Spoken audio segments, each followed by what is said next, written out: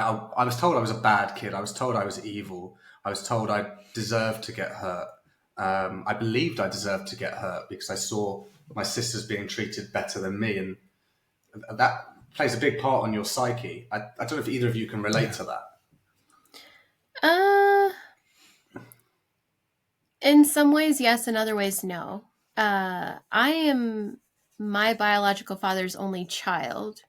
So I got all of his attention, but not necessarily in a good way. You uh, said he was a narcissist, right?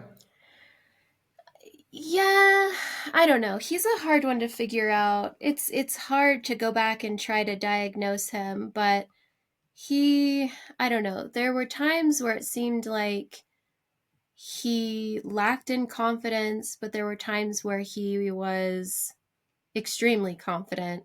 So I don't know. That's a hard question to answer.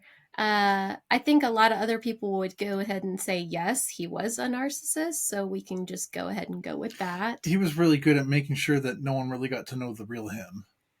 Mike met him once the week we were getting married.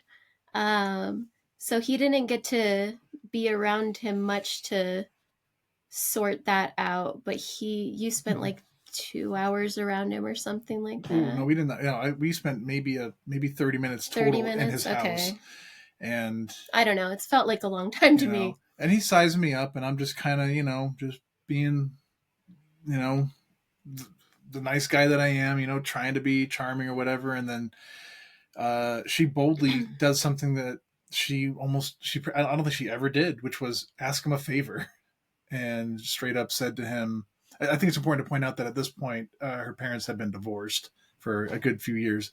So she straight up asks him, Dad, please come to the wedding. And he says no. And he comes up with all sorts of excuses. Why not? Oh, your mom and her husband make me uncomfortable. The church makes me uncomfortable. I don't know. And she just says, yeah, I never ask anything of you, so please come. And then she asked me and his then wife to step out of the room. And maybe a minute and a half later, like I'm downstairs in kind of like the living room area. I'm downstairs, and she's coming down the stairs and says, Mike, we're leaving. And she fills me in saying, well, I don't want to take over. It's your story. Well, you pretty much said some of it. Yeah. I finally confronted my monster for the first time in my entire life. And I said, have I ever been important to you?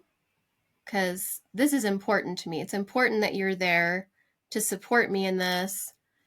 I don't understand why you can't do that for me. I've never asked anything from you.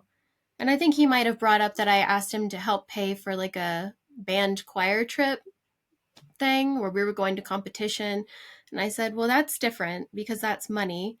And you told me you would help. I didn't ask you for that. And he basically said no. And he started laughing. And I said, cool. Well, when you want a relationship with me, you have my number. And I left. And then I threw up. Yeah. And I think we may mention that. Yeah. No, it's funny because I was like, oh, that was a lot. It was a lot. Purging it out. And like she How said, old were you at that point? 19, right? I was nearly 20. I was 19 because but you were days away from being 20. It was I was days away from being 20, but it was a few days before that.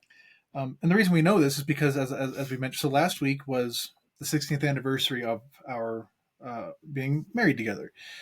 Her birthday is literally the day before that, and then we spoke with this guy sometime that same week. It was like the Wednesday or Thursday. So it's not only the 16th anniversary of us being married, it's the 16th anniversary that we've ceased all contact with that guy. Because as she said, she gave him the condition, you reach out to me when you're ready, and he hasn't yet. And there's been a couple times throughout where she, molded over, asked, like, should I reach out to him? Should I let him know that when our son was born, nearly 13 years ago, she asked, should we let him know that he's a grandfather now?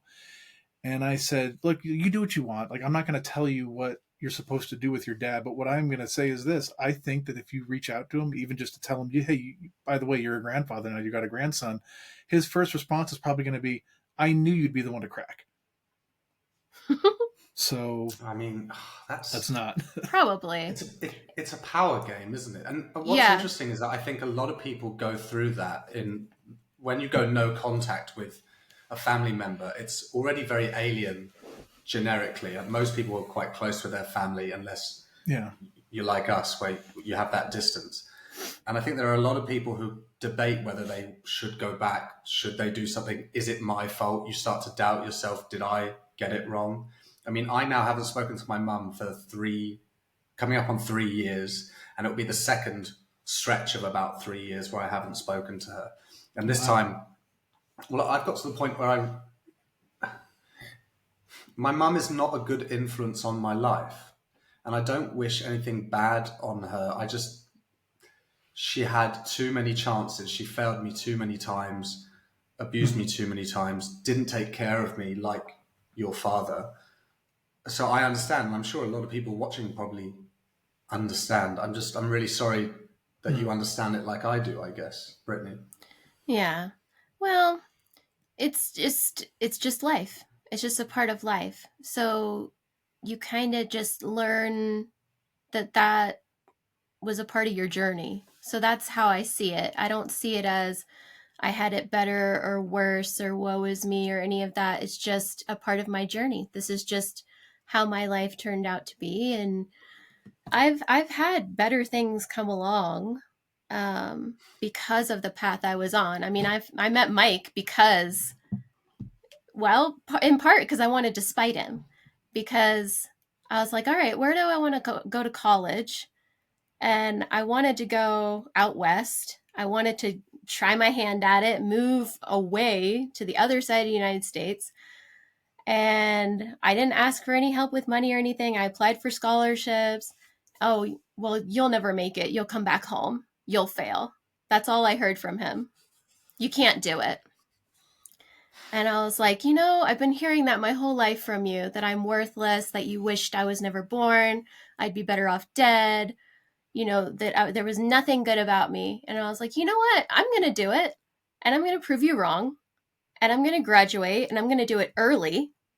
And I'm going to do it with a great GPA. And you're going to see. You're going to see. And you're not going to be invited to the graduation. And I did it.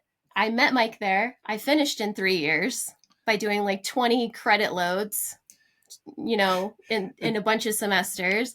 I finished with a really high GPA, and it impressed the programs I applied to for my master's enough that I pretty much got into all of them, except for one that messed up the paperwork.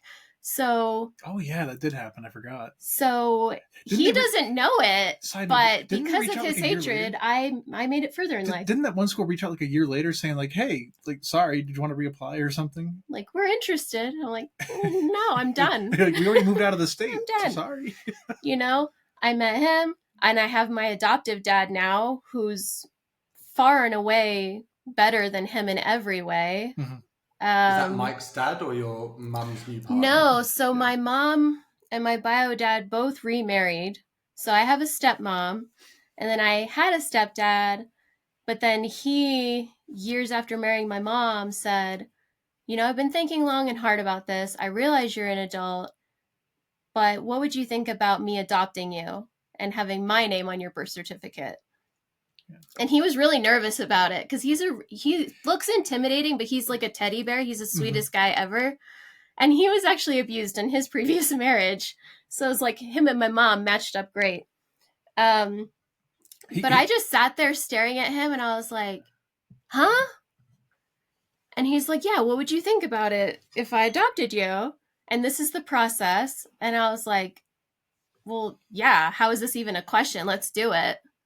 And so now he's on my birth certificate, and now I have a whole bunch of siblings from him, my adoptive siblings. So it's like, I really ended up with a better life here, because I'm sure my bio dad is probably miserable.